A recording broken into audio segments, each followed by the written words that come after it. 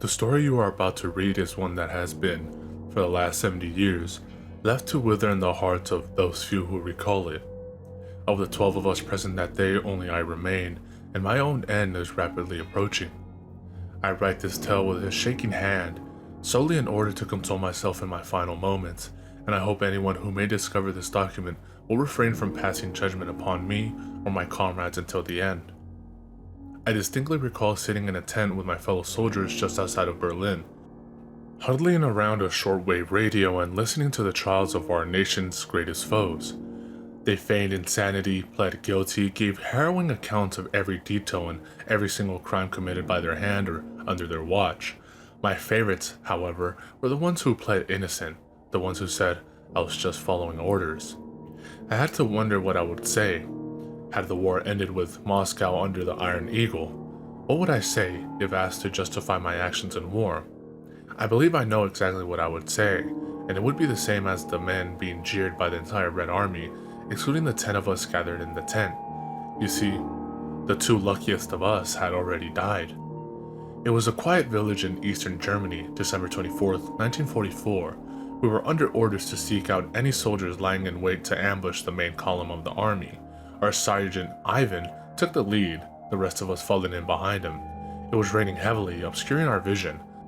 A sharp crack jerked me to attention, and I immediately fell to my stomach.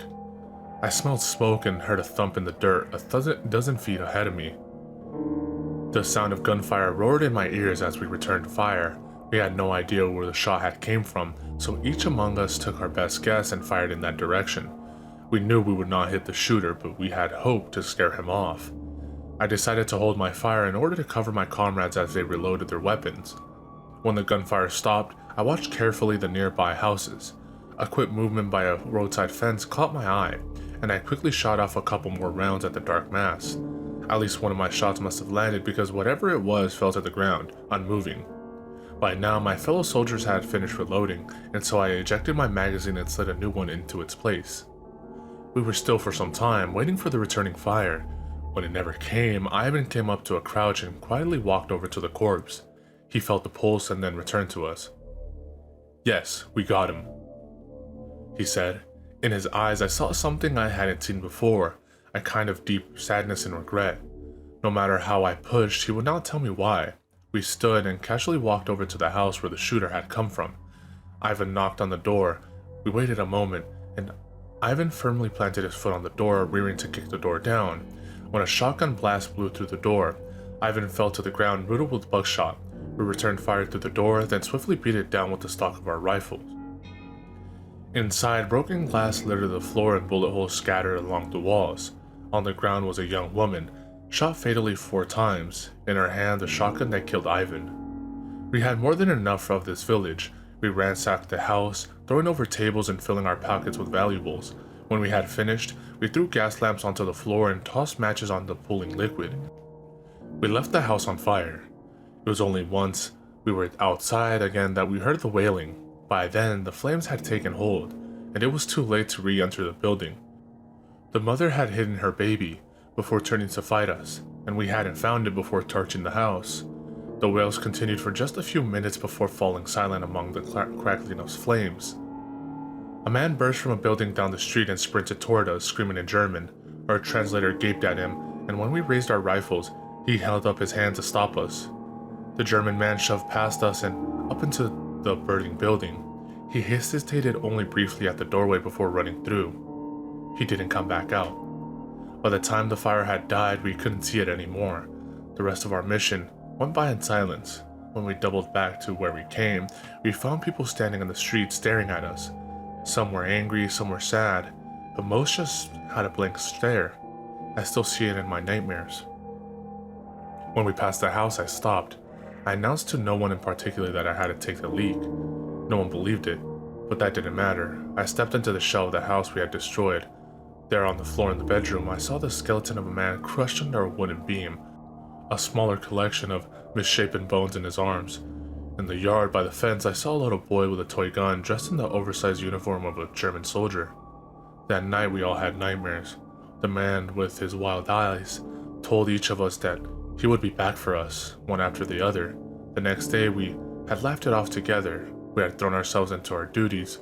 We had fought hard not to think about the screaming man and the wailing baby. One by one, as the years went by, we died. Here, one of us fell from a tower we were construction. There, an aggressive form of cancer that suddenly appeared in the brain. Never obvious, but always suspicious to us because we knew. We all knew what was happening. When there were two of us, just Joseph and I, he had come to visit me. When he had knocked, I thought my time had come, but I should have known I would be last. He's coming for me, Joseph had said. It's my time now. I would have liked to console him, to assure him it was all a coincidence, but we both knew better. That night, Joseph cried on my shoulder, and I on his. I'm so sorry, he had sobbed. I didn't know.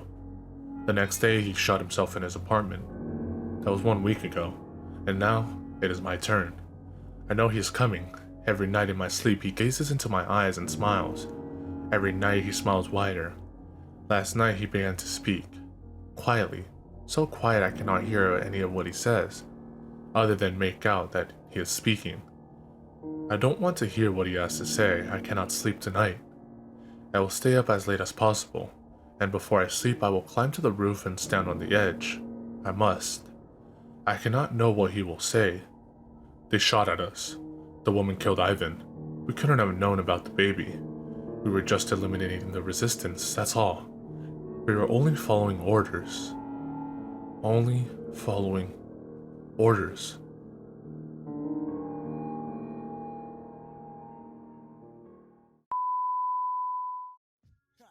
In this little shop of horrors, that's how we get down. Yeah, enter, the project's on the prairie, scary. Greet you at the gate with Bloody Marys. Blood, a rail full of blood. Back to the cemetery, get more blood. Standing on the grave, drinking blood, smoking bones. We seen a crew of ghouls running by with stolen tombstones. With Hell's Angels on the chase, they lust to bust a black skull. Want your embrace, they tie you up in chains and they stomp on your face. They go to purgatory and they beat the fucking case. I look around, mad bodies being buried in